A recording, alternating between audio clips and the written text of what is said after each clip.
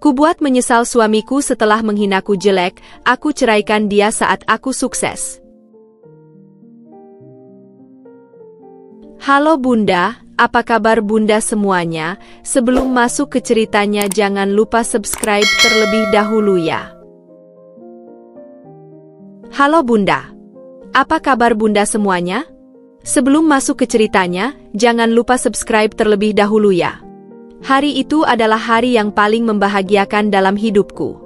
Aku, Dinda, berdiri di pelaminan dengan gaun putih yang menjuntai indah, di samping lelaki yang selama ini kucintai, Mas Ali.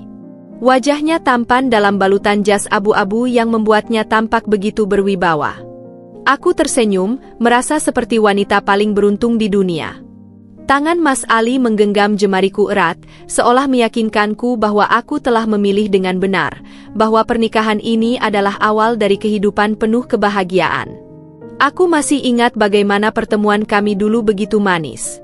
Mas Ali adalah sosok yang penuh perhatian, pria yang setiap kata-katanya mampu membuatku merasa dihargai dan dicintai. Saat kami masih berpacaran, dia selalu punya cara untuk membuatku tersenyum. Entah itu dengan membawakan bunga di hari-hari tak terduga atau sekadar mengirim pesan singkat di tengah kesibukannya, memastikan bahwa aku merasa istimewa.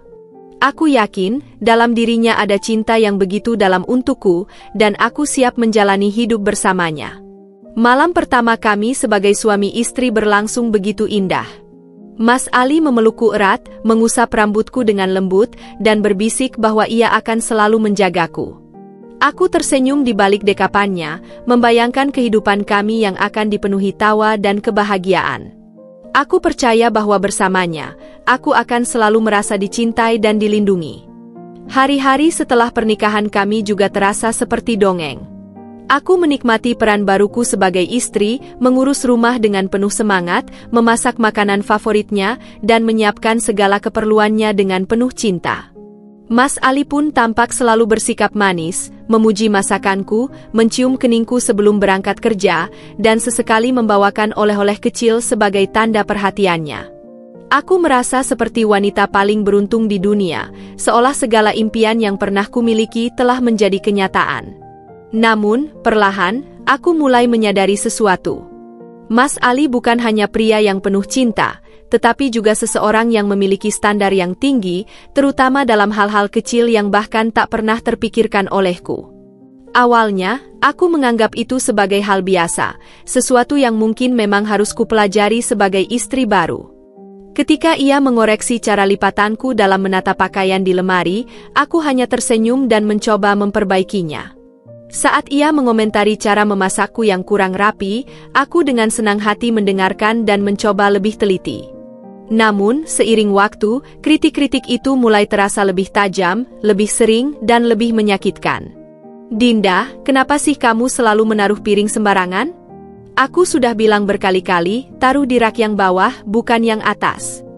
Nadanya bukan sekadar memberi saran, tetapi terdengar seperti teguran keras. Aku terdiam, merasa bersalah, meskipun aku tahu itu hanya masalah kecil. Lalu, kritik itu semakin melebar. Kamu kok makin pelupa sih?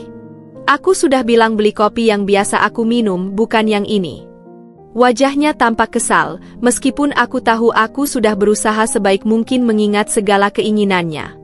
Aku mulai merasa tertekan, meskipun aku tak ingin mengakuinya. Aku mencintai Mas Ali, dan aku ingin menjadi istri yang baik untuknya, tapi perlahan, aku merasa ada sesuatu yang berubah. Malam-malamku tak lagi selalu dipenuhi dengan pelukan hangatnya. Kadang-kadang, ia tertidur lebih dulu tanpa mengucapkan selamat malam. Sesekali, ia tampak lebih sering tenggelam dalam pikirannya sendiri, tidak lagi membalas senyumku dengan antusiasme yang sama seperti dulu. Aku meyakinkan diriku sendiri bahwa ini hanya bagian dari proses adaptasi dalam pernikahan. Bahwa setiap pasangan pasti memiliki masa-masa seperti ini. Bahwa aku hanya perlu bersabar dan tetap berusaha membuatnya bahagia. Namun, jauh di dalam hatiku, aku mulai merasa ada bayangan yang mengintai kebahagiaanku. Sesuatu yang pelan-pelan merenggut rasa percaya diriku, sesuatu yang membuatku mulai mempertanyakan, apakah aku benar-benar sedang hidup dalam mimpi yang menjadi kenyataan, atau justru sedang tersesat dalam kenyataan yang jauh dari impianku? Setahun setelah pernikahan kami, sesuatu mulai berubah dalam cara Mas Ali memperlakukanku. Awalnya, aku tidak terlalu memikirkannya. Ku bilang pada diriku sendiri bahwa ini hanya masa-masa sulit yang wajar terjadi dalam rumah tangga. Namun, perlahan, aku mulai merasakan bahwa kebahagiaan yang dulu begitu nyata kini semakin samar. Aku masih ingat betapa hangatnya hubungan kami di awal, bagaimana Mas Ali selalu memastikan aku merasa diperhatikan dan dicintai. Tapi sekarang, sorot matanya berbeda, caranya berbicara padaku pun berubah. Aku tahu pekerjaan Mas Ali semakin menuntut. Ia sering pulang larut dengan wajah yang penuh ketegangan, dahinya berkerut dan bahunya tegang. Aku selalu berusaha menyambutnya dengan senyum, menyiapkan teh hangat, dan mencoba menanyakan harinya. Namun, seringkali ia hanya menjawab dengan gumaman singkat atau, yang lebih buruk, mendesah panjang seolah kehadiranku sendiri sudah cukup mengganggunya. Jika dulu ia selalu berbagi cerita tentang pekerjaannya, kini ia lebih sering diam atau malah membalas pertanyaanku dengan nada ketus. "Kamu nggak usah tanya-tanya terus, Dinda. Aku capek," katanya suatu malam, suaranya dingin. Aku tercekat, merasa kata-kata itu lebih menusuk daripada yang seharusnya. Aku hanya ingin menunjukkan bahwa aku peduli, bahwa aku ingin menjadi bagian dari hidupnya, tapi sepertinya, perlahan, aku sedang didorong menjauh. Semakin hari, hal-hal kecil yang dulu tak pernah menjadi masalah kini berubah menjadi sumber ketegangan. Aku mulai merasa bahwa tidak ada yang kulakukan yang benar di matanya. Jika aku memasak makanan yang tidak sesuai dengan seleranya, ia akan mengerutkan dahi dan menghela napas panjang sebelum akhirnya makan dengan enggan. Jika aku lupa menaruh barang di tempatnya, ia akan mengomel panjang lebar, membuatku merasa bodoh dan ceroboh. Kritik-kritiknya yang dulu terdengar seperti saran yang membangun kini terasa seperti serangan yang disengaja.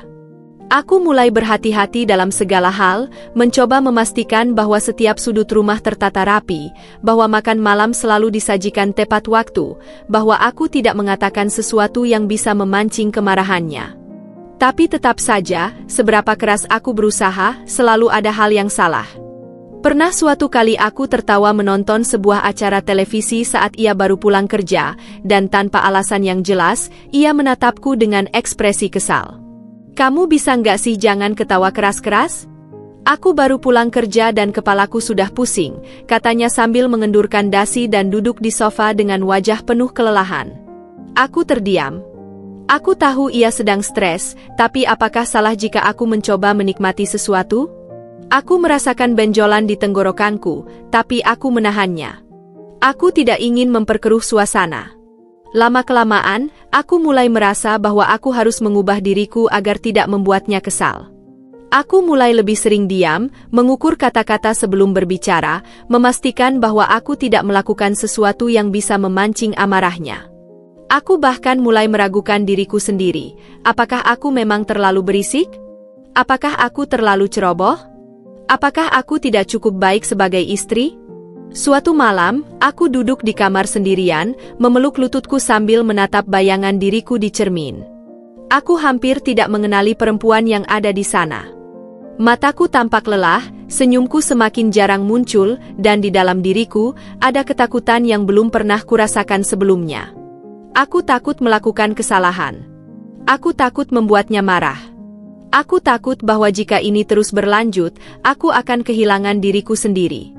Aku ingin percaya bahwa ini hanya fase, bahwa Mas Ali akan kembali seperti dulu. Aku ingin berpikir bahwa ia masih mencintaiku seperti saat kami pertama kali menikah. Tapi entah mengapa, ada sesuatu di dalam hatiku yang mulai berbisik bahwa mungkin kenyataan tidak seindah itu. Hari itu aku sedang bersiap-siap untuk menghadiri acara keluarga di rumah orang tuaku. Aku mengenakan gaun biru lembut yang dulu dibelikan Mas Ali saat kami masih pacaran. Aku mematut diri di depan cermin, memastikan bahwa riasanku tidak terlalu tebal namun tetap membuatku terlihat segar. Aku ingin terlihat cantik, bukan hanya untuk keluarga, tetapi juga untuk Mas Ali. Aku berharap ia akan tersenyum dan mengatakan bahwa aku terlihat menawan, seperti dulu. Tapi ketika aku berbalik dan menatapnya, yang kudapatkan bukan senyuman penuh kagum, melainkan tatapan dingin yang membuat dadaku mencelos. Ia menyandarkan tubuhnya di pintu dengan tangan terlipat di dada, menatapku dari ujung kepala hingga ujung kaki dengan ekspresi meremehkan. "Kamu kok makin jelek aja, Din?" katanya, tanpa basa-basi. Aku membeku. Aku berharap itu hanya candaan, sesuatu yang bisa kami tertawakan bersama. Tapi wajahnya tidak menunjukkan tanda-tanda bahwa ia sedang bercanda. Matanya tetap tajam dan bibirnya melengkung sinis. Aku tersenyum kecil, mencoba mengabaikan rasa perih yang mulai menjalar di dadaku. "Mas bercanda kan?" tanyaku, berharap ia akan tertawa dan mengatakan bahwa ia hanya menggoda. Tapi alih-alih tertawa, ia justru melanjutkan dengan nada lebih dingin. "Serius, Din? Aku nggak tahu kenapa, tapi kamu kelihatan beda. Kusam. Kayak kurang terawat." Aku tidak tahu harus berkata apa. Seolah-olah semua usahaku untuk tetap terlihat menarik di matanya sia-sia. Aku meraba pipiku, mencoba mencari tanda-tanda kekusaman yang ia maksud. Apakah aku memang berubah? Apakah aku benar-benar tidak secantik dulu? Apakah pernikahan ini telah mengubahku menjadi seseorang yang tidak lagi pantas dipandang dengan penuh kekaguman? Saat di dalam mobil, aku menatap bayanganku di kaca jendela. Kata-kata Mas Ali terus terngiang di kepalaku, mengikis rasa percaya diriku sedikit demi sedikit. Aku mencoba meyakinkan diriku sendiri bahwa ini hanya pendapatnya, bahwa tidak ada yang salah denganku. Tapi mengapa, semakin aku mencoba menyangkal, semakin aku merasa bahwa mungkin ia benar? Sejak saat itu, aku mulai lebih sering bercermin. Aku memperhatikan setiap detail di wajahku, mencari tanda-tanda perubahan yang mungkin membuat Mas Ali tidak lagi tertarik padaku. Aku mulai lebih sering menggunakan pelembab, membeli produk perawatan kulit yang lebih mahal, bahkan mencoba diet untuk menurunkan beberapa kilogram yang mungkin telah bertambah sejak pernikahan kami. Tapi tidak peduli seberapa keras aku berusaha, Mas Ali tidak pernah lagi melihatku dengan tatapan kagum seperti dulu. Sebaliknya, komentarnya semakin tajam. Kadang-kadang ia mencibir cara berpakaian atau caraku berdandan. "Kamu dandan gitu mau kemana?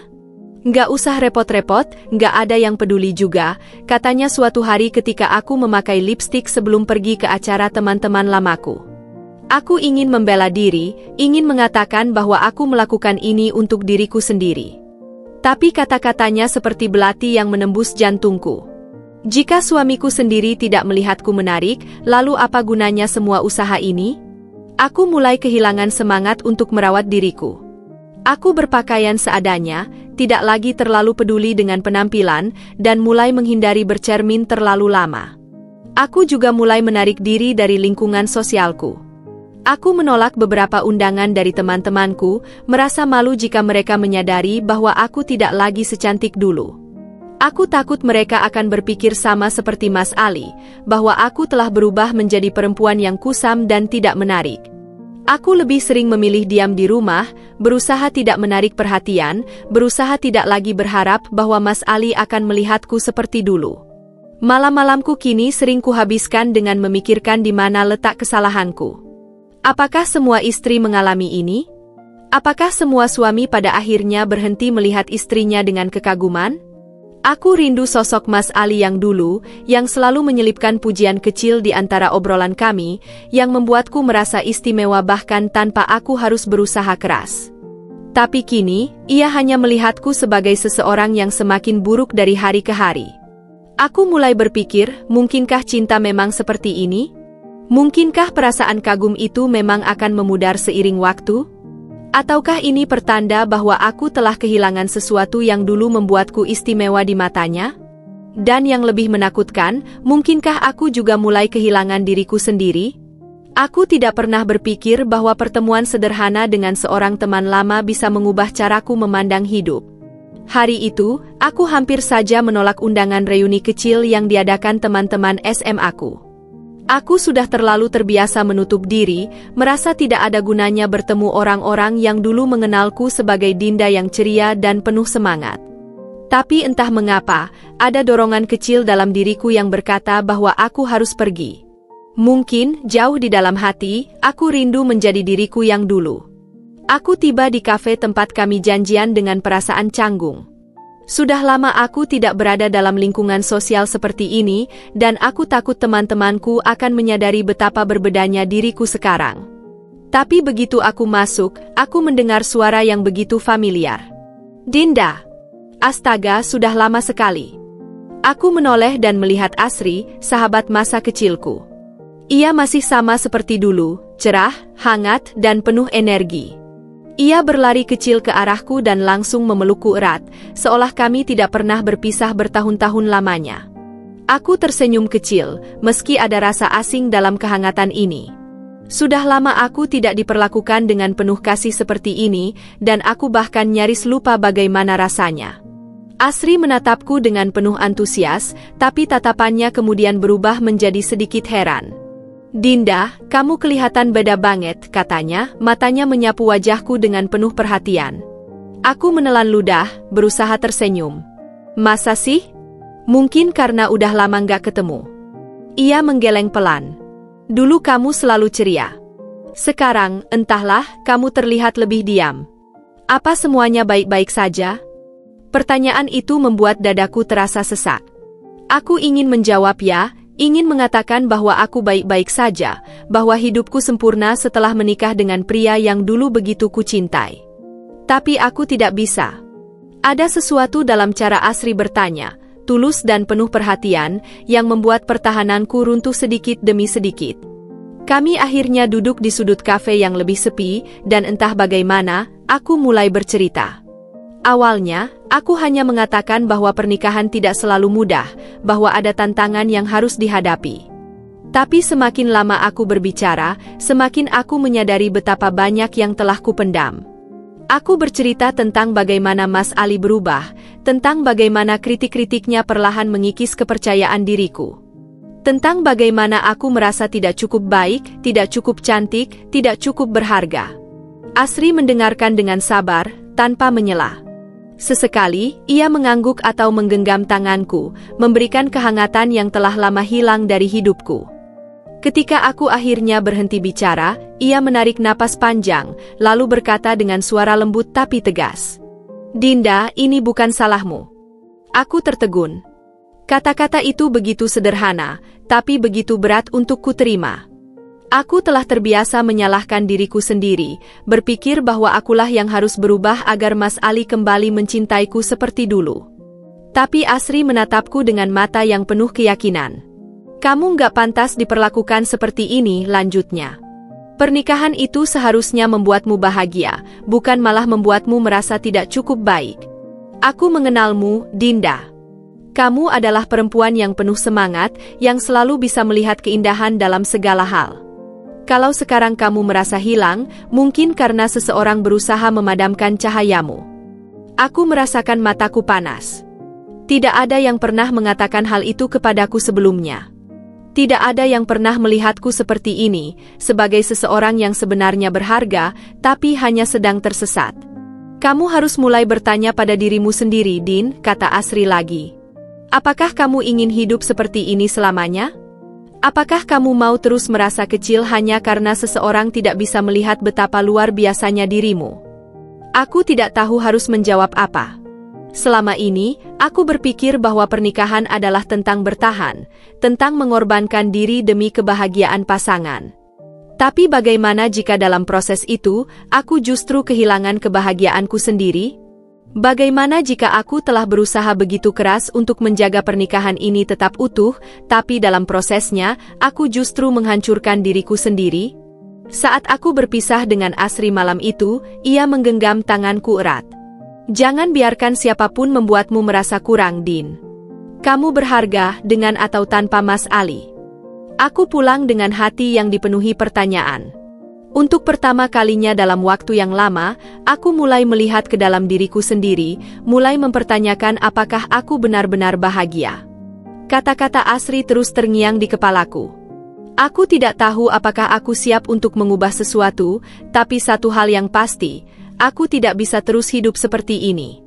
Aku harus menemukan caraku sendiri untuk bangkit, sebelum aku benar-benar kehilangan diriku sendiri. Malam itu, setelah pulang dari pertemuan dengan Asri, aku duduk diam di dalam kamar. Aku menatap bayangan diriku di cermin, mencoba mencari perempuan yang dulu penuh percaya diri dan kebahagiaan. Aku memikirkan kata-kata Asri, apakah aku benar-benar telah kehilangan cahayaku sendiri? Aku dulu selalu percaya bahwa kebahagiaan bisa ditemukan dalam pernikahan, dalam mencintai seseorang sepenuh hati. Tapi sekarang, yang tersisa hanyalah perasaan hampa dan pertanyaan-pertanyaan yang tak kunjung mendapatkan jawaban. Aku tidak bisa tidur malam itu. Kepalaku dipenuhi suara-suara yang bertarung di dalam pikiranku. Satu sisi diriku berkata bahwa ini hanya fase, bahwa semua pernikahan pasti memiliki tantangan. Tapi sisi lain dari hatiku mulai mempertanyakan, apakah aku masih bisa menyelamatkan diriku sendiri? Aku sadar bahwa aku tidak bisa terus seperti ini, hidup dalam bayang-bayang seseorang yang seharusnya mencintaiku tapi malah membuatku merasa kecil. Keesokan paginya, aku melakukan sesuatu yang sudah lama tidak kulakukan. Aku berjalan ke rak buku di sudut kamar dan menarik sebuah buku yang dulu sangat kusukai, sebuah buku motivasi yang pernah memberiku inspirasi bertahun-tahun lalu. Aku membuka lembar demi lembar, membaca kata-kata yang terasa seperti berbicara langsung padaku. Aku menyadari bahwa aku tidak bisa menunggu seseorang untuk mengubah hidupku. Jika aku ingin menemukan kebahagiaanku lagi, aku harus mencarinya sendiri. Aku mulai membaca lebih banyak. Buku-buku tentang self-love, tentang bagaimana membangun kembali kepercayaan diri, tentang bagaimana menemukan kebahagiaan tanpa bergantung pada orang lain. Setiap kata yang kubaca terasa seperti tamparan, mengingatkanku betapa aku telah membiarkan diriku tenggelam dalam kesedihan tanpa berusaha untuk keluar. Aku menyadari bahwa aku telah kehilangan hubungan dengan diriku sendiri. Aku terlalu sibuk mencoba menyenangkan Mas Ali sampai lupa bahwa aku juga berhak untuk bahagia. Selain membaca, aku mulai mencoba meditasi. Awalnya, rasanya aneh duduk dalam keheningan, hanya mendengarkan suara nafasku sendiri. Tapi semakin sering aku melakukannya, semakin aku menyadari bahwa pikiranku selama ini penuh dengan ketakutan dan keraguan. Aku selalu berpikir tentang bagaimana menyenangkan Mas Ali, bagaimana menghindari kemarahannya, bagaimana menjadi istri yang sempurna. Aku tidak pernah benar-benar memberi ruang bagi diriku sendiri untuk hanya ada, untuk hanya bernapas tanpa rasa takut. Aku juga mulai menulis jurnal. Aku menuliskan semua yang ada di dalam pikiranku, rasa sakit, ketakutan, kebingungan, dan harapan-harapan kecil yang mulai muncul. Setiap kata yang kutulis membuatku merasa sedikit lebih ringan, seolah aku sedang berbicara dengan versi diriku yang telah lama terlupakan. Aku menulis tentang impian-impian yang dulu pernah kumiliki, tentang bagaimana aku dulu ingin menjadi seorang desainer grafis sebelum semuanya tenggelam dalam kehidupan rumah tangga. Aku bertanya pada diriku sendiri, apakah masih ada kesempatan bagiku untuk mengejar impian itu? Beberapa minggu berlalu, dan aku mulai merasakan perubahan kecil dalam diriku.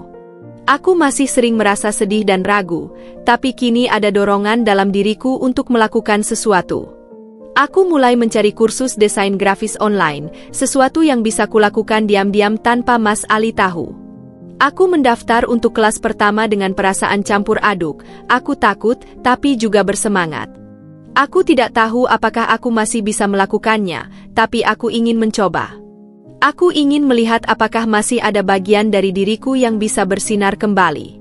Malam pertama aku mengikuti kelas, aku merasakan sesuatu yang sudah lama tidak kurasakan, rasa puas. Meski aku harus belajar dari awal lagi, meski tanganku masih kaku menggambar di layar komputer, aku merasa hidup kembali. Aku menyadari bahwa selama ini aku terlalu sibuk mencoba menjadi seseorang yang diinginkan oleh orang lain, sampai aku melupakan siapa diriku sebenarnya. Aku tahu bahwa perjalanan ini masih panjang. Aku tahu bahwa masih banyak rintangan yang harus kulewati, terutama dengan Mas Ali yang pasti tidak akan menyukai perubahan ini. Tapi untuk pertama kalinya dalam waktu yang lama, aku merasa memiliki harapan. Aku merasa bahwa mungkin, hanya mungkin, aku masih bisa menemukan diriku yang dulu, perempuan yang percaya bahwa ia pantas untuk dicintai, terutama oleh dirinya sendiri. Aku menatap layar laptop di depanku, jemariku sedikit gemetar di atas keyboard. Malam ini, aku baru saja menyelesaikan tugas pertamaku dalam kursus desain grafis yang kuikuti secara diam-diam. Sebuah logo sederhana yang kubuat dengan penuh perjuangan. Tidak sempurna, mungkin juga jauh dari kata profesional, tapi ini adalah sesuatu yang kubuat sendiri. Aku menarik napas panjang, membiarkan perasaan hangat menyelimuti dadaku. Ada kebahagiaan kecil yang kurasakan, sesuatu yang sudah lama hilang dalam hidupku. Dulu, sebelum menikah dengan Mas Ali, aku memiliki impian besar. Aku ingin menjadi desainer grafis, ingin menciptakan karya-karya yang bisa dilihat banyak orang, ingin bekerja di dunia kreatif yang penuh warna. Tapi setelah menikah, aku merasa impian itu harus kusimpan di sudut hati. Aku berpikir bahwa menjadi istri yang baik berarti mengorbankan ambisi demi keluarga, bahwa tugas utamaku adalah mendukung suami dan memastikan rumah tangga berjalan dengan baik. Aku tidak pernah menyangka bahwa perlahan, dalam proses itu, aku juga mengorbankan diriku sendiri. Namun sekarang, untuk pertama kalinya dalam bertahun-tahun, aku berani bermimpi lagi. Setiap malam, ketika Mas Ali sudah tertidur atau sedang sibuk dengan pekerjaannya, aku menyelinap ke sudut kamar dan menyalakan laptopku. Aku belajar dari awal, mengenal kembali dunia desain yang dulu begitu kucintai. Aku menonton tutorial, mencoba teknik-teknik baru, dan meskipun hasilnya belum sempurna, aku merasa semakin hidup setiap kali menyelesaikan sebuah desain. Setiap malam adalah perjalanan baru. Ada saat-saat di mana aku frustrasi karena hasil desainku tidak sesuai harapan, ada malam-malam di mana aku hampir menyerah karena merasa tidak cukup baik. Tapi aku terus mengingat kata-kata Asri, jangan biarkan siapapun membuatmu merasa kurang berharga. Aku mencoba membangun kembali keyakinan diriku, sedikit demi sedikit. Aku belajar untuk menerima bahwa kesalahan adalah bagian dari proses, bahwa tidak ada yang langsung menjadi ahli dalam semalam. Tentu saja, Mas Ali mulai memperhatikan perubahanku. Ia mulai bertanya mengapa aku sering tidur lebih larut, mengapa aku terlihat lebih sibuk dari biasanya. Aku berusaha tidak menarik perhatiannya, tapi aku tahu bahwa cepat atau lambat, ia akan menyadari bahwa aku sedang melakukan sesuatu yang tidak ia ketahui. Suatu malam, ketika aku sedang asyik menyelesaikan tugas kursusku, Mas Ali masuk ke kamar dan melihat layar laptopku. Ia mengernyit lalu bertanya dengan nada meremehkan, "Kamu ngapain, Din? Desain-desain kayak gitu? Buat apa?" Aku menelan ludah, mencoba menenangkan diri sebelum menjawab. "Aku ikut kursus online," jawabku pelan. "Belajar desain grafis lagi." Mas Ali tertawa kecil, tapi bukan tawa yang menyenangkan. "Buat apa? Kamu pikir kamu masih remaja yang bisa main-main kayak gini? Udah jadi istri, Din. Ngapain buang-buang waktu?" Kata-katanya menamparku, tapi kali ini aku tidak langsung tunduk seperti biasanya. Ada sesuatu dalam diriku yang menolak untuk diam. Aku menarik napas dalam-dalam, lalu berkata dengan suara lebih tegas dari yang kuduga, "Aku suka ini, Mas. Aku ingin melakukan sesuatu untuk diriku sendiri." Mas Ali menatapku seolah aku baru saja mengatakan sesuatu yang tidak masuk akal. "Kamu sudah punya segalanya, Din. Kamu nggak perlu repot-repot kerja atau cari kesibukan yang nggak jelas begini. Fokus aja jadi istri yang baik." Aku ingin marah, ingin berteriak bahwa menjadi istri yang baik seharusnya tidak berarti mengorbankan diri sendiri. Tapi aku tahu, Mas Ali tidak akan pernah mengerti. Ia selalu berpikir bahwa kebahagiaanku seharusnya berasal dari peran domestik, dari melayani suami dan memastikan rumah tetap rapi.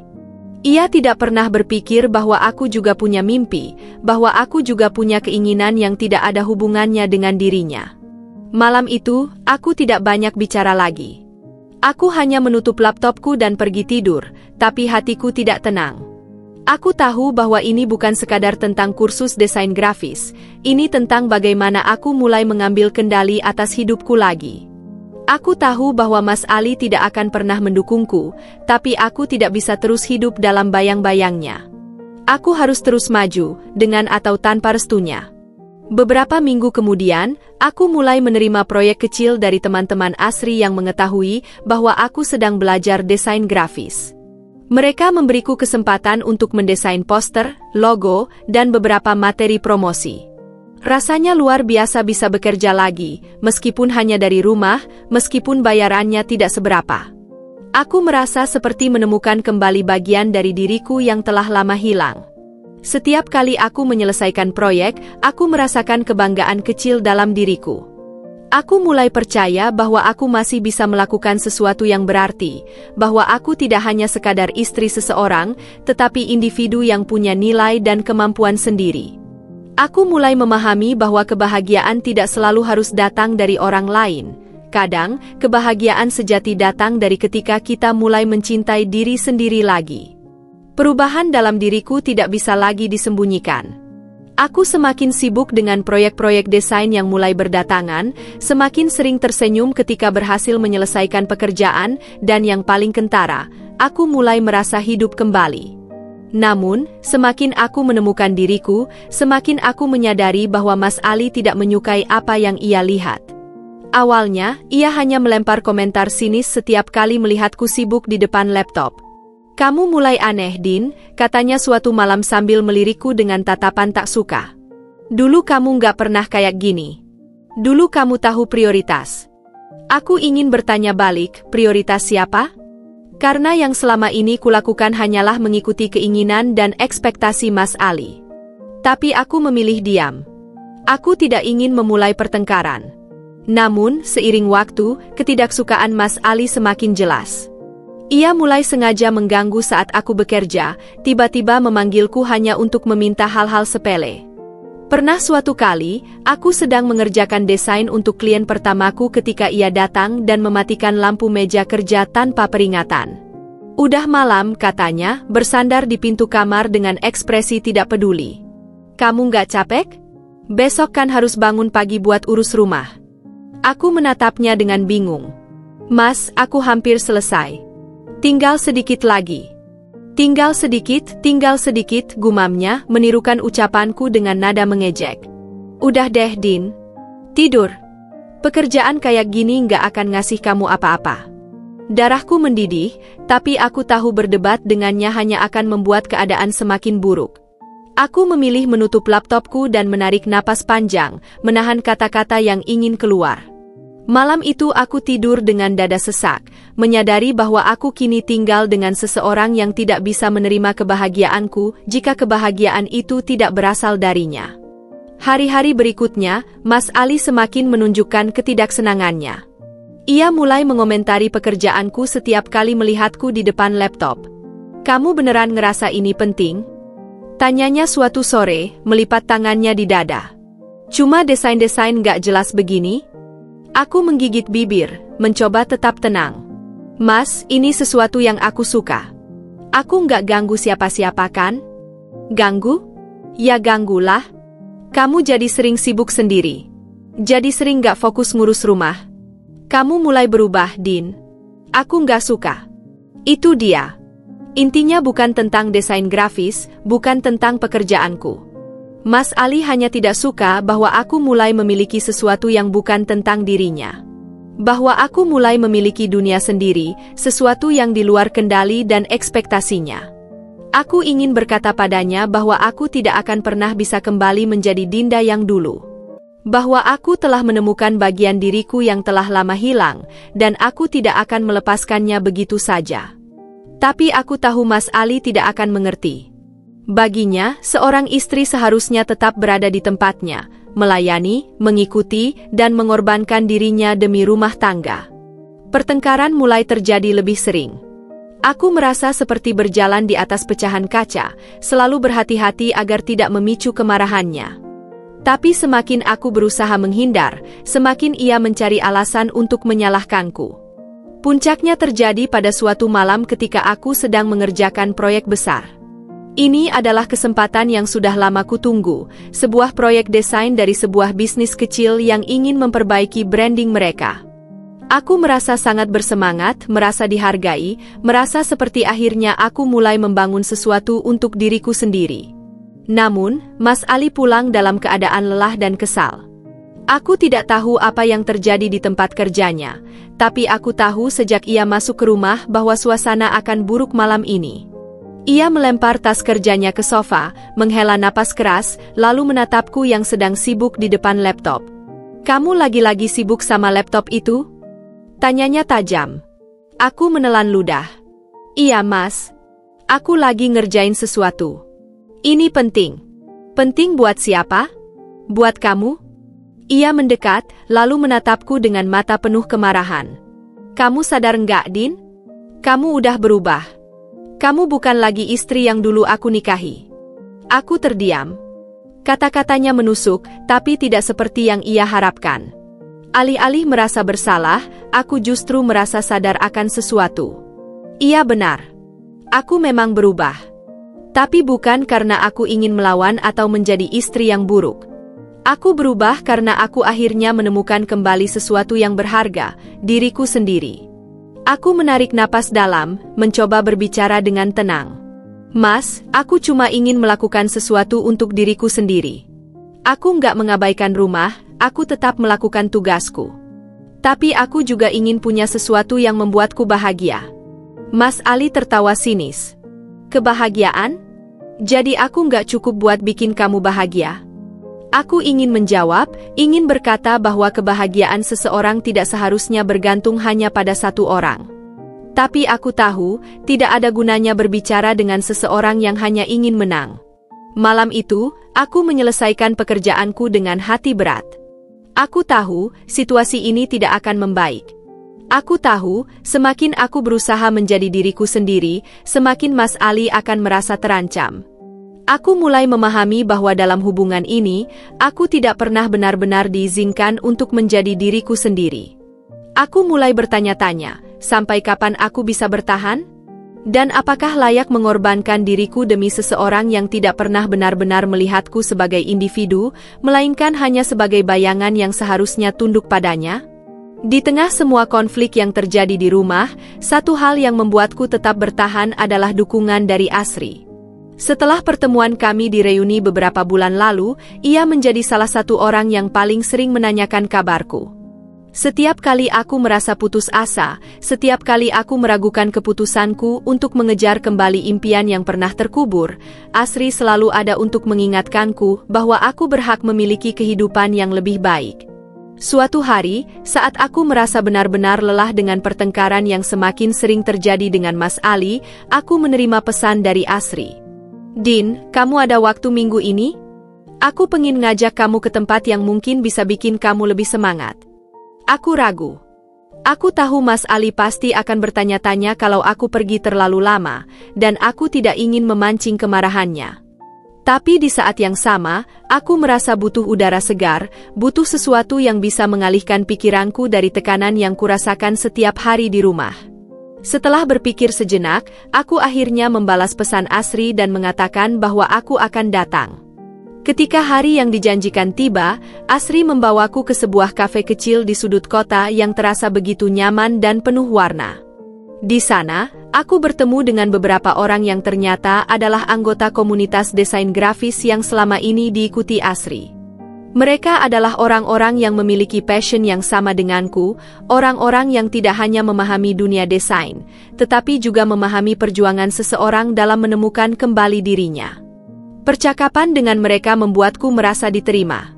Aku berbagi tentang perjalanan belajarku, tentang proyek-proyek kecil yang sudah mulai kudapatkan, dan tentang bagaimana aku harus melakukannya secara diam-diam karena tidak mendapat dukungan dari suamiku. Mereka mendengarkan dengan penuh perhatian, dan beberapa dari mereka bahkan berbagi cerita serupa tentang bagaimana mereka harus menghadapi tantangan sebelum akhirnya bisa berdiri di atas kaki sendiri. Dinda, aku ngerti banget perasaanmu, kata salah satu dari mereka, seorang perempuan bernama Lala yang sudah lebih dulu berkecimpung di dunia desain. Aku dulu juga pernah ada di posisi yang sama. Aku menikah muda, mengorbankan impianku, dan menghabiskan bertahun-tahun hidupku hanya untuk menyenangkan orang lain. Sampai suatu hari aku sadar bahwa aku juga berhak untuk punya mimpi, berhak untuk bahagia. Aku menatap Lala dengan mata berbinar. Kata-katanya terasa begitu dekat dengan apa yang sedang kualami. Terus gimana caranya kamu keluar dari situ? Tanyaku penasaran. Lala tersenyum. Pelan-pelan, aku mulai membangun koneksi, mulai mengerjakan proyek kecil, mulai menghasilkan uang sendiri. Dan yang paling penting, aku mulai percaya bahwa aku pantas mendapatkan kehidupan yang lebih baik. Aku tahu nggak semua orang akan suka dengan perubahan yang aku buat, tapi pada akhirnya, ini hidupku. Aku yang harus menjalaninya. Aku terdiam, membiarkan kata-katanya meresap ke dalam pikiranku. Selama ini, aku selalu merasa terjebak, selalu takut untuk mengambil langkah lebih jauh karena takut dengan reaksi Mas Ali. Tapi hari itu, aku mulai berpikir bahwa mungkin ada cara lain. Bahwa mungkin, aku tidak harus selalu merasa sendirian dalam perjalanan ini. Setelah pertemuan itu, aku merasa lebih percaya diri. Aku mulai bergabung dengan komunitas desain mereka, mulai mengikuti diskusi-diskusi daring, dan bahkan mulai mendapatkan kesempatan lebih banyak untuk mengembangkan kemampuanku.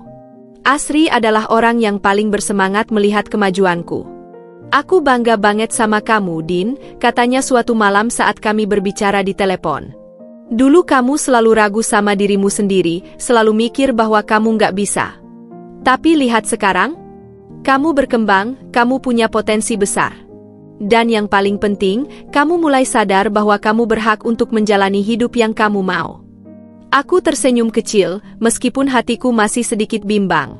Aku tahu bahwa aku belum sepenuhnya bebas, bahwa masih ada tembok besar bernama Mas Ali yang terus menghalangi langkahku.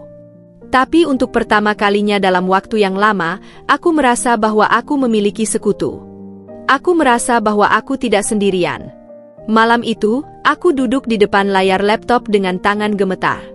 Jantungku berdebar lebih cepat dari biasanya. Hari ini adalah pengumuman pemenang kompetisi desain nasional yang aku ikuti diam-diam. Aku masih ingat saat pertama kali membaca pengumuman lomba itu, aku hampir tidak berani mendaftar. Aku takut kalah, takut hasil karyaku tidak cukup bagus.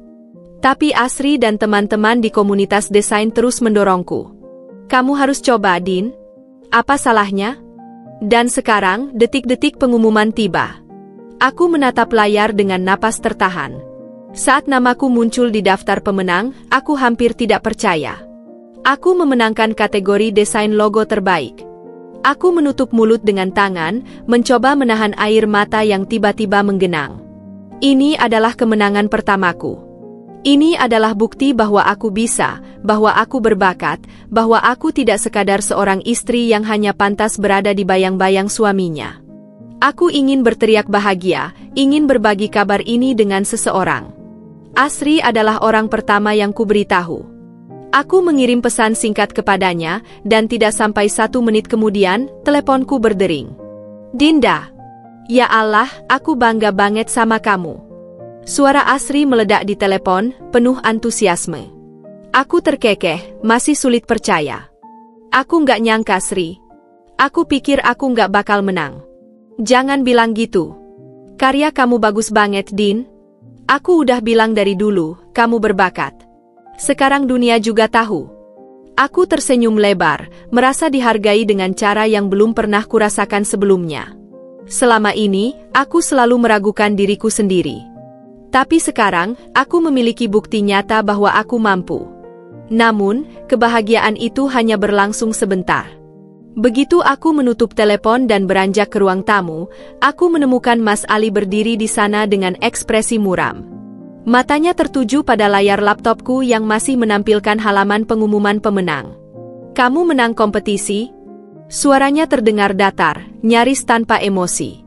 Aku menelan ludah, mencoba mengatur kata-kata. Iya, Mas. Aku ikut kompetisi desain dan aku menang. Alih-alih bahagia untukku, Mas Ali justru mendengus kecil dan menyandarkan tubuhnya ke dinding. Cuma kompetisi kecil, sombong amat. Perkataannya menamparku lebih keras dari yang kuduga. Aku menatapnya dengan perasaan campur aduk, kecewa, sedih, dan marah. Aku ingin ia setidaknya mengucapkan selamat, ingin ia setidaknya menunjukkan sedikit kebanggaan. Tapi tidak. Baginya, keberhasilanku bukan sesuatu yang pantas dirayakan. Mas, aku mencoba berbicara dengan tenang, meskipun suaraku sedikit bergetar. Ini penting buat aku. Aku udah lama banget nggak merasa seperti ini. Aku merasa dihargai, merasa punya sesuatu yang aku banggakan. Mas Ali tertawa sinis. Kamu bangga cuma karena menang lomba desain? Itu bukan pencapaian, Din. Itu cuma main-main. Aku mengepalkan tangan, berusaha menahan rasa sakit di dadaku. Ini bukan pertama kalinya Mas Ali meremehkan sesuatu yang berarti bagiku, tapi kali ini rasanya lebih menyakitkan. Karena untuk pertama kalinya dalam waktu yang lama, aku merasa memiliki sesuatu yang benar-benar milikku. Dan ia dengan mudahnya mencoba menghancurkan itu. Aku menatapnya, mencoba mencari sisa-sisa dukungan di matanya, tapi yang kutemukan hanyalah penghinaan. Saat itu, aku menyadari sesuatu. Mas Ali tidak akan pernah mendukungku. Tidak peduli seberapa besar pencapaianku, tidak peduli seberapa keras aku berusaha, ia akan selalu melihatku sebagai seseorang yang harus tetap berada di bawahnya. Aku tidak menjawab lagi. Aku hanya berjalan melewatinya dan masuk ke kamar, menutup pintu dengan hati yang penuh luka. Tapi di balik semua itu, ada sesuatu yang lain, sebuah tekad yang mulai tumbuh dalam diriku. Aku memenangkan sesuatu hari ini. Dan tidak ada seorang pun, bahkan Mas Ali, yang bisa mengambil kebanggaan itu dariku. Kemenangan dalam kompetisi desain nasional tidak hanya memberiku kebanggaan, tetapi juga membuka pintu kesempatan yang tak pernah aku bayangkan sebelumnya. Beberapa hari setelah pengumuman pemenang, aku menerima email dari sebuah perusahaan periklanan ternama. Mereka tertarik dengan karyaku dan ingin menjadikanku bagian dari tim desain mereka. Aku membaca email itu berkali-kali, memastikan bahwa ini bukan sekadar ilusi. Mereka benar-benar mengajakku untuk bergabung. Perusahaan ini bukan sembarang perusahaan, namanya sering muncul di majalah-majalah bisnis, dan banyak desainer bermimpi untuk bisa bekerja di sana. Tawaran ini terlalu besar untuk diabaikan. Namun, bersamaan dengan kegembiraan itu, muncul juga ketakutan. Aku tahu Mas Ali tidak akan menyukai ini. Selama ini saja ia sudah menentang kesibukanku dalam dunia desain. Bagaimana jika ia tahu bahwa aku berencana bekerja secara profesional? Aku bisa membayangkan ejekan dan kemarahan yang mungkin akan keluar dari mulutnya. Aku menceritakan ini kepada Asri saat kami bertemu di sebuah kafe kecil sore itu. Aku menunjukkan emailnya, berharap mendapatkan pandangan yang lebih objektif. Ya ampun Din, ini luar biasa. Kamu harus terima. Mata Asri berbinar penuh semangat. Aku tersenyum kecil, tapi kemudian menunduk. Tapi Mas Ali... Asri menghela napas panjang, lalu menggenggam tanganku dengan lembut. Din, sampai kapan kamu mau terus membiarkan dia menentukan jalan hidupmu? Ini kesempatan besar. Kamu sendiri yang bilang kalau kamu bahagia saat mendesain. Kalau kamu menolak ini cuma karena takut Mas Ali marah, kamu akan menyesal seumur hidup. Aku terdiam. Kata-kata Asri masuk ke dalam hatiku seperti air yang menyentuh tanah kering. Aku tahu ia benar. Aku tahu aku tidak bisa terus hidup dalam ketakutan. Tapi keberanian bukan sesuatu yang bisa langsung muncul begitu saja. Aku masih terbelenggu oleh kebiasaan bertahun-tahun untuk selalu tunduk, untuk selalu memastikan bahwa Mas Ali tidak merasa tersinggung atau terganggu oleh pilihanku. Malam itu, aku duduk di depan laptop, menatap email dari perusahaan tersebut. Aku menulis balasan, mengetik kata demi kata, lalu menghapusnya lagi. Aku ragu, takut, gelisah. Namun, di antara semua perasaan itu, ada suara kecil di dalam hatiku yang berbisik, "Kamu bisa. Kamu layak mendapatkan ini." Akhirnya, dengan napas tertahan, aku mengetikkan jawaban. Aku menerima tawaran mereka. Beberapa hari kemudian, aku mengumpulkan keberanian untuk memberitahu Mas Ali. Aku memilih waktu yang tepat, menunggunya dalam suasana hati yang cukup baik. Saat ia duduk di ruang tamu setelah makan malam, aku mendekatinya perlahan. "Mas, aku mau ngomong sesuatu," ujarku dengan suara hati-hati. Mas Ali melirikku sekilas tanpa mengangkat kepalanya dari ponsel. "Apa?" Aku menelan ludah. Aku dapat tawaran kerja dari perusahaan periklanan besar. Mereka lihat desainku dari kompetisi kemarin, dan mereka mau aku gabung di tim mereka. Aku berharap ia akan setidaknya bertanya lebih lanjut, menunjukkan sedikit ketertarikan. Tapi yang kudapat hanyalah dengusan kecil. Terus, aku mencoba tetap tenang. "Aku mau ambil tawaran itu, Mas. Ini kesempatan besar." Saat itulah Mas Ali akhirnya menatapku. Tatapannya tajam, penuh ketidakpercayaan. "Jadi sekarang kamu mau kerja? Meninggalkan rumah? Ngurusin hal nggak penting?" Hatiku mencelos. Aku sudah menduga reaksinya akan buruk, tapi mendengar kata-kata itu langsung dari mulutnya tetap saja menyakitkan. Ini bukan hal nggak penting, Mas. Ini karierku. Ini sesuatu yang aku suka dan aku bisa berkembang di sana, jawabku, berusaha tetap tenang. Mas Ali tertawa kecil, nada suaranya meremehkan. Dinda, kamu itu istri. Tugas kamu di rumah, ngurus suami, bukan main-main sama desain yang nggak ada gunanya. Aku merasakan sesuatu di dalam diriku pecah. Semua rasa sakit, semua keraguan, semua ketakutan yang selama ini ku pendam seperti berubah menjadi kemarahan yang selama ini tidak pernah ku biarkan keluar. Aku menatapnya lurus, tidak lagi takut. Mas, aku udah ngelakuin semua tugasku. Aku nggak pernah mengabaikan rumah. Tapi aku juga punya hak untuk punya kehidupan sendiri. Mas Ali mendengus. Kehidupan sendiri? Jadi sekarang kamu ngerasa aku ini beban buat kamu? Aku menutup mata sejenak, menarik napas panjang. Aku tidak ingin berdebat, tidak ingin bertengkar. Aku hanya ingin dia mengerti. Tapi aku tahu, itu tidak akan pernah terjadi. Malam itu, kami tidak berbicara lagi. Aku tidur dengan pikiran yang penuh dengan pertanyaan, apakah aku bisa terus hidup seperti ini? Apakah aku harus terus mengorbankan diriku demi seseorang yang tidak pernah benar-benar menghargai siapa aku sebenarnya? Namun, satu hal yang pasti, aku tidak akan mundur. Aku telah menerima tawaran kerja itu, dan tidak ada yang bisa mengubah keputusanku. Tidak lagi. Malam itu, rumah kami terasa lebih dingin dari biasanya. Sejak aku memberitahu Mas Ali tentang tawaran kerja yang kuterima, suasana menjadi lebih tegang. Ia jarang berbicara padaku, dan jikapun ia bicara, suaranya dipenuhi ketidaksenangan. Aku tahu ia marah, aku tahu ia merasa aku telah menentangnya, tetapi aku tidak ingin mundur kali ini. Ini adalah hidupku, dan aku berhak membuat keputusan untuk diriku sendiri. Namun, ketegangan yang membeku di antara kami akhirnya meledak pada suatu malam ketika aku menerima telepon dari pihak perusahaan periklanan yang mengundangku untuk datang ke kantor mereka guna menandatangani kontrak. Aku berbicara dengan perwakilan perusahaan di ruang tamu, berusaha menjaga suaraku tetap tenang dan profesional. Tapi Mas Ali mendengar semuanya. Begitu aku selesai dan meletakkan ponsel, ia menatapku tajam dari seberang ruangan. Jadi kamu beneran mau ninggalin rumah ini buat kerja?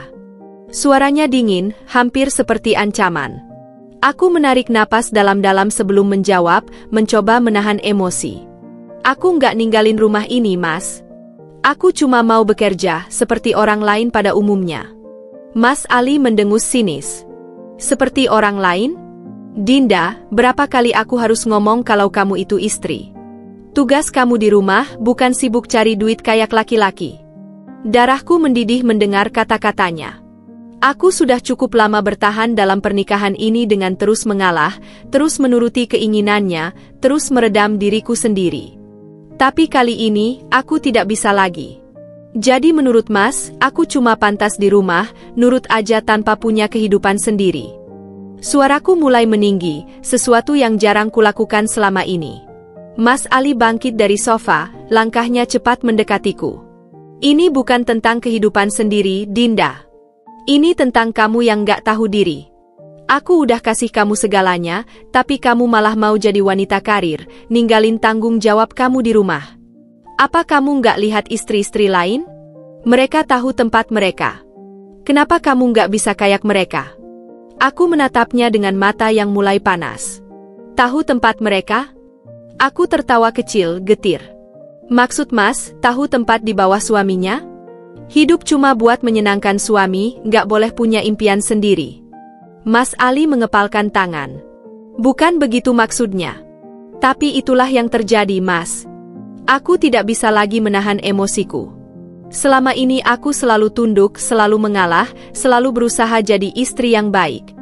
Tapi apa yang aku dapat? Mas nggak pernah menghargai aku. Mas selalu meremehkan aku. Bahkan saat aku menang kompetisi, Mas malah mengejekku. Matanya menyala karena amarah. Karena itu memang bukan sesuatu yang penting, Dinda. Itu cuma lomba sepele, bukan sesuatu yang bisa kamu banggakan. Aku terdiam sesaat, merasa hatiku semakin hancur. Aku tahu Mas Ali tidak pernah mendukungku, tetapi mendengar kata-kata itu langsung darinya tetap saja menyakitkan. Aku menatapnya dalam-dalam, mencoba mencari sedikit saja rasa empati di matanya, tetapi tidak menemukannya. Aku menarik napas panjang, mencoba menenangkan diri. Aku sudah menandatangani kontrak dengan perusahaan itu, Mas. Aku akan bekerja di sana. Wajah Mas Ali berubah, marahnya kini semakin nyata. Apa? Kamu bahkan gak minta izinku? Aku mendongak, menatapnya dengan penuh ketegasan yang bahkan aku sendiri terkejut bisa aku tunjukkan. Aku gak butuh izin untuk melakukan sesuatu yang baik untuk hidupku sendiri. Mas Ali meledak. Ia membanting gelas di atas meja hingga pecah berantakan. Kamu gak hormat sama aku, Dinda. Kamu istri aku, dan kamu gak bisa bertindak semaumu. Aku terkejut dengan kemarahannya yang begitu meledak-ledak. Tetapi, di saat yang sama, aku menyadari sesuatu. Ini bukan tentang aku tidak menghormatinya. Ini tentang bagaimana selama ini ia terbiasa mengontrolku, dan sekarang, ia merasa kehilangan kendali itu. Aku tidak lagi takut. Aku tidak lagi ingin mengalah. Aku memandangnya dengan tatapan yang tak lagi gentar. Aku lelah, Mas. Lelah selalu merasa tidak cukup baik, lelah selalu diperlakukan seperti seseorang yang tidak punya hak untuk bermimpi. Aku akan bekerja, dan kalau Mas nggak bisa menerima itu, maka mungkin kita harus bicara soal hubungan ini. Mas Ali terdiam, rahangnya mengeras. Ia tidak menyangka aku akan berkata seperti itu. Tetapi aku tahu, pernikahan ini sudah lama kehilangan keseimbangannya. Aku sudah cukup lama berada dalam bayang-bayangnya, dan kini aku ingin keluar. Tanpa berkata apa-apa lagi, aku berbalik menuju kamar, meninggalkan Mas Ali dengan kemarahannya sendiri. Malam itu, aku tidur dengan hati yang campur aduk, takut, lega, dan penuh dengan kesadaran bahwa pernikahan ini mungkin tidak akan bertahan lebih lama lagi. Pagi itu, aku duduk di depan meja rias, menatap bayanganku di cermin. Wajah yang dulu penuh keraguan dan ketakutan kini mulai menunjukkan kilauan kepercayaan diri. Aku mengenakan blazer biru tua dengan rambut yang tertata rapi. Aku masih sulit percaya bahwa sebentar lagi aku akan muncul di televisi menceritakan perjalanan hidupku. Stasiun televisi nasional mengundangku untuk menjadi narasumber dalam program yang membahas perempuan dan perjuangan mereka dalam mengejar mimpi. Kabar tentang kemenanganku dalam kompetisi desain dan keberanianku untuk melawan batasan yang dipaksakan padaku ternyata menarik perhatian banyak orang. Seorang produser menghubungiku, mengatakan bahwa kisahku bisa menjadi inspirasi bagi banyak perempuan lain yang mengalami hal serupa. Aku duduk di kursi ruang tunggu studio, mencoba mengendalikan debaran jantungku. Di sekitarku, para kru sibuk berlalu lalang, mengatur peralatan dan menyiapkan segalanya. Di hadapanku, seorang wanita muda yang mengenakan headset tersenyum ramah. Bu Dinda, 5 menit lagi kita mulai, katanya. Aku mengangguk, mencoba menarik napas dalam-dalam. Aku tahu bahwa ini adalah momen penting, bukan hanya untukku, tetapi juga untuk semua perempuan yang pernah merasa terjebak dalam bayang-bayang orang lain. Aku ingin mereka tahu bahwa mereka berhak untuk memiliki mimpi, untuk berjuang, untuk dihargai. Ketika akhirnya aku duduk di sofa studio, di hadapan pembawa acara yang tersenyum ramah, aku merasa semua perjuanganku selama ini berputar kembali di dalam pikiranku. Hari-hari penuh ejekan dari Mas Ali, momen-momen saat aku hampir menyerah, dan akhirnya, keberanian untuk mengambil kendali atas hidupku sendiri. Pembawa acara itu menatapku dengan penuh ketertarikan. Bu Dinda, kisah Anda sangat menginspirasi. Bisa ceritakan bagaimana awalnya Anda memutuskan untuk kembali mengejar impian Anda dalam dunia desain grafis? Aku menelan ludah, lalu tersenyum. Awalnya aku ragu. Aku takut. Aku sudah lama mengabaikan mimpiku karena merasa bahwa peranku sebagai istri harus selalu diutamakan di atas segalanya. Tapi kemudian aku sadar, aku juga berhak untuk memiliki kebahagiaan sendiri. Aku mulai belajar lagi, mengikuti kompetisi, dan akhirnya, aku berhasil menemukan kembali jati diriku. Pembawa acara itu mengangguk, tampak kagum. Tapi tentu saja, perjalanan ini tidak mudah. Anda menghadapi banyak tantangan, terutama dalam rumah tangga Anda, bukan? Aku menarik napas dalam. Ya, jawabku jujur. Suamiku tidak mendukungku. Dia menganggap apa yang aku lakukan tidak penting, bahwa seorang istri tidak seharusnya sibuk mengejar karir. Itu adalah masa yang sulit, karena aku harus memilih antara tetap berada dalam situasi yang menekan atau memperjuangkan diriku sendiri. Aku bisa merasakan atmosfer di studio menjadi lebih serius. Semua orang mendengarkan dengan saksama. Aku tahu bahwa apa yang aku katakan mungkin terdengar berani, tetapi ini adalah kebenaran yang harus diungkapkan. Tapi pada akhirnya, aku memilih diriku sendiri, lanjutku. Aku memilih untuk tidak lagi hidup dalam bayang-bayang orang lain. Dan aku ingin perempuan lain tahu bahwa mereka juga bisa melakukan hal yang sama. Mereka punya hak untuk dihargai, untuk didukung, dan untuk memiliki kehidupan yang mereka inginkan. Tepuk tangan kecil terdengar di studio. Aku merasa lega, merasa bahwa kata-kataku telah menyentuh hati orang-orang yang mendengarnya. Namun, ketika wawancara berakhir dan aku melangkah keluar dari studio, aku langsung merasakan ketegangan di udara. Ponselku bergetar tanpa henti, puluhan pesan dan panggilan tidak terjawab dari Mas Ali. Aku tahu ia telah menonton siaran itu.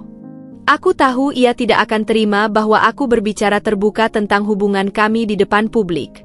Dan benar saja, begitu aku sampai di rumah, Mas Ali sudah menungguku di ruang tamu dengan wajah merah padam. Matanya penuh amarah, tangannya mengepal di sisi tubuhnya. Apa-apaan yang kamu lakukan di TV tadi? Suaranya tajam, menusuk seperti belati. Aku berdiri di depan pintu, berusaha tetap tenang. Aku hanya menceritakan pengalamanku. Pengalaman? Bentaknya. Kamu mempermalukan aku di depan semua orang. Kamu membuat aku terlihat seperti suami yang buruk. Aku menatapnya tanpa berkedip. Aku tidak menyebut nama siapapun. Aku hanya menceritakan kebenaran. Ia mendekat, ekspresinya semakin gelap. Kamu semakin kurang ajar, Dinda. Kamu benar-benar sudah berubah. Aku tersenyum kecil, tapi kali ini bukan senyum yang penuh ketakutan atau kepasrahan. Ini adalah senyum kemenangan. Ya, Mas. Aku memang sudah berubah. Aku tidak akan lagi membiarkan diriku merasa kecil. Aku tidak akan lagi membiarkan seseorang mengontrol hidupku. Mata Mas Ali menyala penuh kemarahan. Aku bisa melihat bahwa ia ingin mengatakan sesuatu yang lebih tajam, lebih menyakitkan. Tapi kali ini, kata-katanya tidak lagi bisa menyakitiku. Aku telah memilih jalanku sendiri. Aku telah menemukan kekuatanku sendiri. Dan aku tidak akan pernah kembali menjadi Dinda yang dulu. Malam itu, aku duduk di tepi ranjang, menatap bayangan diriku di cermin. Wajahku tampak lelah, tetapi ada sesuatu yang berbeda. Tatapan mataku tidak lagi kosong seperti dulu. Aku telah sampai di titik ini, titik di mana aku harus memilih. Bertahan dalam pernikahan yang hanya membuatku semakin kehilangan diri sendiri atau melangkah keluar dan memulai hidup baru yang lebih baik. Setelah pertengkaran besar dengan Mas Ali usai wawancara televisiku, aku merasa seperti berdiri di tepi jurang. Aku tahu konsekuensi dari semua yang telah kukatakan di depan publik. Aku tahu Mas Ali merasa harga dirinya hancur, dan aku juga tahu ia tidak akan menerima ini begitu saja. Tetapi, yang lebih penting, aku menyadari satu hal. Aku tidak bisa lagi hidup dalam ketakutan. Aku tidak bisa lagi membiarkan diriku dihancurkan oleh pernikahan yang hanya memberiku luka. Aku menunduk, memperhatikan cincin pernikahan di jariku. Benda kecil ini dulu adalah simbol dari kebahagiaan, dari harapan akan masa depan yang indah bersama Mas Ali. Namun, kini yang tersisa hanyalah beban. Aku membelai cincin itu pelan, lalu menghela napas panjang. Mungkin sudah waktunya melepaskan semuanya. Ketika aku keluar dari kamar, Mas Ali masih duduk di sofa ruang tamu, ekspresinya gelap dan penuh kemarahan yang ditahan. Sisa gelas kopi yang tadi diminumnya masih tergeletak di atas meja, setengah isinya sudah mengering. Aku tahu ia menungguku, menanti penjelasan atau permintaan maaf. Tapi kali ini, aku tidak akan memberikan keduanya. Aku ingin bicara, kataku dengan suara tenang. Mas Ali mendongak, menatapku dengan dingin. Akhirnya sadar juga kalau kamu sudah keterlaluan. Aku menggeleng, lalu duduk di kursi di depannya. Aku menatapnya, memperhatikan wajahnya yang dulu begitu kucintai, tetapi kini hanya memberiku luka. Mas, aku sudah memikirkan semuanya. Aku nggak bisa terus seperti ini. Matanya menyipit. Seperti ini bagaimana? Kamu sekarang sukses, terkenal, dan merasa nggak butuh suami lagi. Aku menahan diri untuk tidak terpancing oleh sindirannya. Bukan itu, Mas. Aku hanya merasa bahwa pernikahan kita sudah nggak sehat. Aku nggak bisa terus hidup dalam hubungan yang penuh dengan penghinaan, ejekan, dan rasa tidak dihargai. Ia tertawa sinis. Jadi kamu mau cerai? Aku menggigit bibir, menguatkan diri sebelum akhirnya mengangguk. Ya, Mas. Aku ingin kita berpisah. Sejenak, ruangan itu dipenuhi keheningan. Aku bisa melihat rahang Mas Ali menegang, matanya menyala dengan amarah yang sulit ia kendalikan. Ia mengepalkan tangannya, lalu berdiri mendekatiku. Kamu pikir kamu bisa hidup tanpa aku? Suaranya bergetar, bukan karena kesedihan, tapi karena ego yang terluka. Aku mendongak, menatap matanya dengan penuh keyakinan. Ya, Mas. Aku bisa. Dan aku akan. Ia menghela napas panjang, lalu menggelengkan kepala. Dinda, aku sudah memberimu segalanya. Aku memberimu rumah, makanan, kehidupan yang layak. Dan ini balasanmu. Aku merasakan dadaku sesak, tetapi aku tidak akan mundur. Yang aku butuhkan bukan hanya rumah atau makanan, Mas. Aku butuh dihargai. Aku butuh didukung. Aku butuh merasa bahwa aku adalah manusia yang berharga, bukan hanya istri yang harus selalu patuh tanpa suara. Mas Ali menatapku lama, lalu mengalihkan pandangannya ke arah jendela. Jadi kamu lebih memilih pekerjaan daripada pernikahan kita? Aku menggeleng. Aku memilih diriku sendiri. Ia tertawa lagi, tetapi kali ini ada kepahitan di dalamnya. Kamu benar-benar sudah berubah. Aku tersenyum kecil. Ya, Mas. Aku sudah berubah. Dan aku nggak akan kembali menjadi Dinda yang dulu. Aku bangkit berdiri, berjalan ke arah kamar untuk mulai mengemas barang-barangku. Malam itu, aku tahu bahwa aku baru saja mengambil keputusan terbesar dalam hidupku. Meninggalkan Mas Ali bukan hanya tentang keluar dari pernikahan ini, tetapi juga tentang memilih kebebasanku, memilih hidup yang lebih baik, memilih untuk mencintai diriku sendiri lebih dari siapapun. Aku tidak tahu apa yang menantiku di luar sana, tetapi untuk pertama kalinya setelah sekian lama, aku merasa bebas. Aku melangkah keluar dari rumah itu dengan koper di tangan dan hati yang penuh dengan ketidakpastian. Udara malam menyelimuti tubuhku, seolah mengingatkanku bahwa perjalanan ini baru saja dimulai. Aku tidak tahu kemana langkah ini akan membawaku, tetapi satu hal yang pasti, aku tidak akan kembali. Aku telah memilih jalan ini, dan aku harus menjalaninya dengan penuh keyakinan. Malam itu, aku menginap di apartemen Asri. Sahabatku itu langsung memelukku erat saat aku tiba di depan pintunya dengan mata sembab dan tubuh lelah. Kamu sudah mengambil keputusan yang tepat, Dinda, bisiknya sambil menuntunku masuk. Aku duduk di sofa, menatap kosong ke arah dinding. Meskipun aku yakin bahwa meninggalkan Mas Ali adalah keputusan terbaik, tetap saja ada rasa perih yang mengendap di hatiku. Aku menghabiskan beberapa hari di apartemen Asri, mencoba menata ulang hidupku. Pagi-pagi aku duduk di balkon, menyeruput teh hangat sambil menatap matahari terbit. Ada sesuatu yang menenangkan dari melihat langit berubah warna, seolah mengingatkanku bahwa setelah malam yang gelap, selalu ada cahaya yang menunggu di ujung sana. Aku mulai menyusun rencana. Aku harus mencari tempat tinggal sendiri, menata keuanganku, dan fokus pada karir yang baru saja mulai berkembang.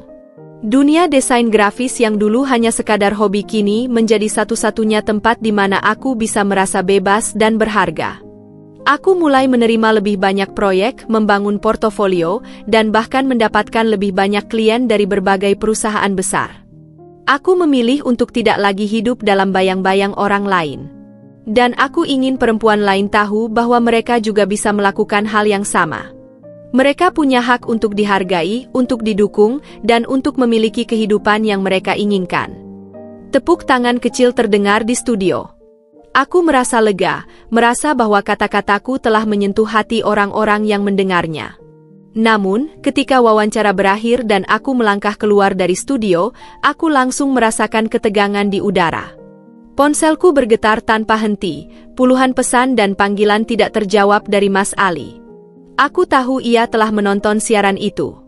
Aku tahu ia tidak akan terima bahwa aku berbicara terbuka tentang hubungan kami di depan publik. Dan benar saja, begitu aku sampai di rumah, Mas Ali sudah menungguku di ruang tamu dengan wajah merah padam. Matanya penuh amarah, tangannya mengepal di sisi tubuhnya. "Apa-apaan yang kamu lakukan di TV tadi?" Suaranya tajam, menusuk seperti belati. Aku berdiri di depan pintu, berusaha tetap tenang. "Aku hanya menceritakan pengalamanku." "Pengalaman?" bentaknya. "Kamu mempermalukan aku di depan semua orang. Kamu membuat aku terlihat seperti suami yang buruk." Aku menatapnya tanpa berkedip. Aku tidak menyebut nama siapapun. Aku hanya menceritakan kebenaran. Ia mendekat, ekspresinya semakin gelap. "Kamu semakin kurang ajar, Dinda. Kamu benar-benar sudah berubah." Aku tersenyum kecil, tapi kali ini bukan senyum yang penuh ketakutan atau kepasrahan. Ini adalah senyum kemenangan. "Ya, Mas. Aku memang sudah berubah. Aku tidak akan lagi membiarkan diriku merasa kecil. Aku tidak akan lagi membiarkan seseorang mengontrol hidupku." Mata Mas Ali menyala penuh kemarahan. Aku bisa melihat bahwa ia ingin mengatakan sesuatu yang lebih tajam, lebih menyakitkan. Tapi kali ini, kata-katanya tidak lagi bisa menyakitiku. Aku telah memilih jalanku sendiri. Aku telah menemukan kekuatanku sendiri. Dan aku tidak akan pernah kembali menjadi Dinda yang dulu. Malam itu, aku duduk di tepi ranjang, menatap bayangan diriku di cermin.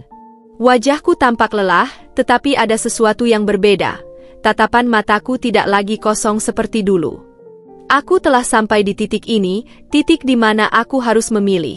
Bertahan dalam pernikahan yang hanya membuatku semakin kehilangan diri sendiri atau melangkah keluar dan memulai hidup baru yang lebih baik. Setelah pertengkaran besar dengan Mas Ali usai wawancara televisiku, aku merasa seperti berdiri di tepi jurang. Aku tahu konsekuensi dari semua yang telah kukatakan di depan publik. Aku tahu Mas Ali merasa harga dirinya hancur, dan aku juga tahu ia tidak akan menerima ini begitu saja. Tetapi, yang lebih penting, aku menyadari satu hal. Aku tidak bisa lagi hidup dalam ketakutan. Aku tidak bisa lagi membiarkan diriku dihancurkan oleh pernikahan yang hanya memberiku luka. Aku menunduk, memperhatikan cincin pernikahan di jariku. Benda kecil ini dulu adalah simbol dari kebahagiaan, dari harapan akan masa depan yang indah bersama Mas Ali. Namun, kini yang tersisa hanyalah beban. Aku membelai cincin itu pelan, lalu menghela napas panjang. Mungkin sudah waktunya melepaskan semuanya. Ketika aku keluar dari kamar, Mas Ali masih duduk di sofa ruang tamu, ekspresinya gelap dan penuh kemarahan yang ditahan. Sisa gelas kopi yang tadi diminumnya masih tergeletak di atas meja, setengah isinya sudah mengering. Aku tahu ia menungguku, menanti penjelasan atau permintaan maaf. Tapi kali ini, aku tidak akan memberikan keduanya. "Aku ingin bicara," kataku dengan suara tenang. Mas Ali mendongak, menatapku dengan dingin. "Akhirnya sadar juga kalau kamu sudah keterlaluan." Aku menggeleng, lalu duduk di kursi di depannya. Aku menatapnya, memperhatikan wajahnya yang dulu begitu kucintai, tetapi kini hanya memberiku luka. "Mas, aku sudah memikirkan semuanya. Aku nggak bisa terus seperti ini." Matanya menyipit. "Seperti ini bagaimana? Kamu sekarang sukses, terkenal, dan merasa nggak butuh suami lagi." Aku menahan diri untuk tidak terpancing oleh sindirannya. "Bukan itu, Mas. Aku hanya merasa bahwa pernikahan kita sudah nggak sehat. Aku nggak bisa terus hidup dalam hubungan yang penuh dengan penghinaan, ejekan, dan rasa tidak dihargai." Ia tertawa sinis. "Jadi kamu mau cerai?" Aku menggigit bibir, menguatkan diri sebelum akhirnya mengangguk. "Ya, Mas. Aku ingin kita berpisah." Sejenak, ruangan itu dipenuhi keheningan. Aku bisa melihat rahang Mas Ali menegang, matanya menyala dengan amarah yang sulit ia kendalikan. Ia mengepalkan tangannya, lalu berdiri mendekatiku. "Kamu pikir kamu bisa hidup tanpa aku?" Suaranya bergetar, bukan karena kesedihan, tapi karena ego yang terluka. Aku mendongak, menatap matanya dengan penuh keyakinan. "Ya, Mas. Aku bisa. Dan aku akan. Ia menghela napas panjang, lalu menggelengkan kepala. Dinda, aku sudah memberimu segalanya. Aku memberimu rumah, makanan, kehidupan yang layak. Dan ini balasanmu. Aku merasakan dadaku sesak, tetapi aku tidak akan mundur. Yang aku butuhkan bukan hanya rumah atau makanan, Mas. Aku butuh dihargai. Aku butuh didukung. Aku butuh merasa bahwa aku adalah manusia yang berharga, bukan hanya istri yang harus selalu patuh tanpa suara. Mas Ali menatapku lama, lalu mengalihkan pandangannya ke arah jendela. Jadi kamu lebih memilih pekerjaan daripada pernikahan kita? Aku menggeleng. Aku memilih diriku sendiri. Ia tertawa lagi, tetapi kali ini ada kepahitan di dalamnya. Kamu benar-benar sudah berubah. Aku tersenyum kecil. Ya, Mas. Aku sudah berubah. Dan aku nggak akan kembali menjadi Dinda yang dulu. Aku bangkit berdiri, berjalan ke arah kamar untuk mulai mengemas barang-barangku. Malam itu, aku tahu bahwa aku baru saja mengambil keputusan terbesar dalam hidupku. Meninggalkan Mas Ali bukan hanya tentang keluar dari pernikahan ini, tetapi juga tentang memilih kebebasanku, memilih hidup yang lebih baik, memilih untuk mencintai diriku sendiri lebih dari siapapun. Aku tidak tahu apa yang menantiku di luar sana, tetapi untuk pertama kalinya setelah sekian lama, aku merasa bebas. Aku melangkah keluar dari rumah itu dengan koper di tangan dan hati yang penuh dengan ketidakpastian. Udara malam menyelimuti tubuhku, seolah mengingatkanku bahwa perjalanan ini baru saja dimulai. Aku tidak tahu kemana langkah ini akan membawaku, tetapi satu hal yang pasti, aku tidak akan kembali. Aku telah memilih jalan ini, dan aku harus menjalaninya dengan penuh keyakinan. Malam itu, aku menginap di apartemen Asri. Sahabatku itu langsung memelukku erat saat aku tiba di depan pintunya dengan mata sembab dan tubuh lelah. Kamu sudah mengambil keputusan yang tepat, Dinda, bisiknya sambil menuntunku masuk. Aku duduk di sofa, menatap kosong ke arah dinding. Meskipun aku yakin bahwa meninggalkan Mas Ali adalah keputusan terbaik, tetap saja ada rasa perih yang mengendap di hatiku. Aku menghabiskan beberapa hari di apartemen Asri, mencoba menata ulang hidupku. Pagi-pagi aku duduk di balkon, menyeruput teh hangat sambil menatap matahari terbit. Ada sesuatu yang menenangkan dari melihat langit berubah warna, seolah mengingatkanku bahwa setelah malam yang gelap, selalu ada cahaya yang menunggu di ujung sana. Aku mulai menyusun rencana.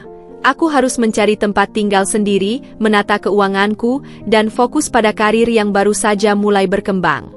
Dunia desain grafis yang dulu hanya sekadar hobi kini menjadi satu-satunya tempat di mana aku bisa merasa bebas dan berharga.